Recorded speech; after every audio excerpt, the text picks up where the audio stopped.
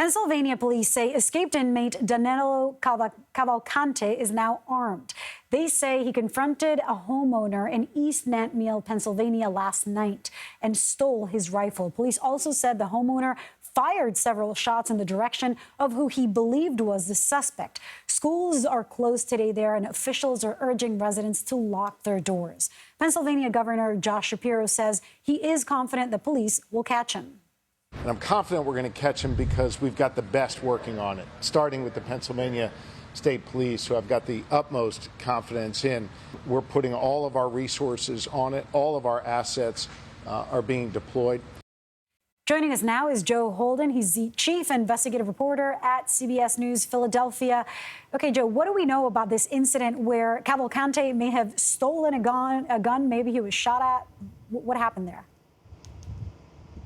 Yeah, good afternoon to you. So this is a distressing and alarming development. Happened around 10:10 last night after Cavalcante was spotted near a nearby road by a woman who had just been driving by. That set police on his tail. And then the report that a homeowner sees Cavalcante in his garage with him. There was a rifle propped up near a corner of the garage, a .22 caliber rifle with a scope and a flashlight. Cavalcante grabs the rifle. At this point, we're told the homeowner withdraws his own pistol and starts firing at Danelo Cavalcante. Cavalcante bolts out of the garage, does not return fire, is not hit, is not hurt. The homeowner is not hit either, is said to be cooperating now. But at the foot of that driveway, Danelo Cavalcante ditches his shirt, and he also has new shoes on. He ditched prison shoes about an hour before all of that happened, and he is now wearing boots he found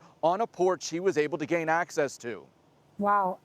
How does the fact that now we know, or that authorities are saying he's armed, change the scope of the manhunt? I mean, is there more resources? Should people be more scared? I mean, obviously, before, I'm sure authorities could have assumed that he may have been armed, but does this change anything in terms of how they go and find him?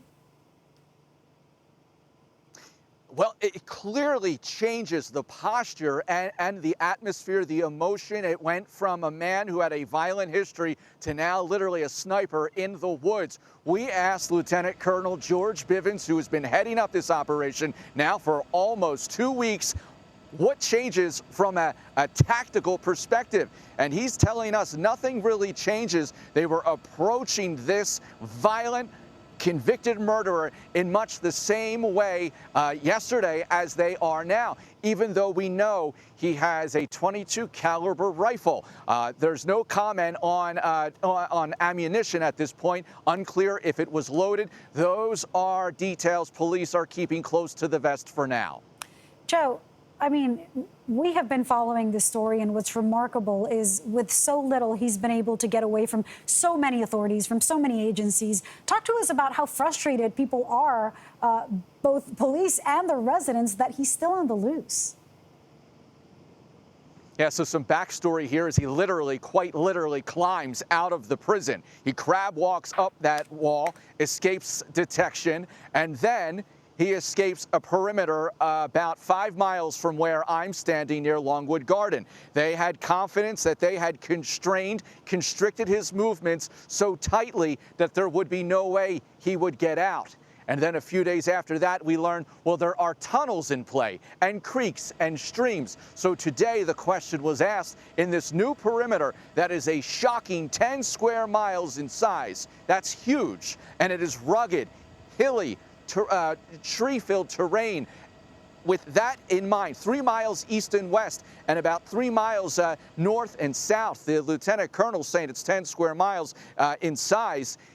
That, with the tunnels or waterways, the watershed there, they are consulting with Chester County Emergency Management to try to get ahead of the game, to get ahead of this escaped murderer so that they're able to take him into custody. And we heard some of the harshest talk just today from the governor saying he's calm.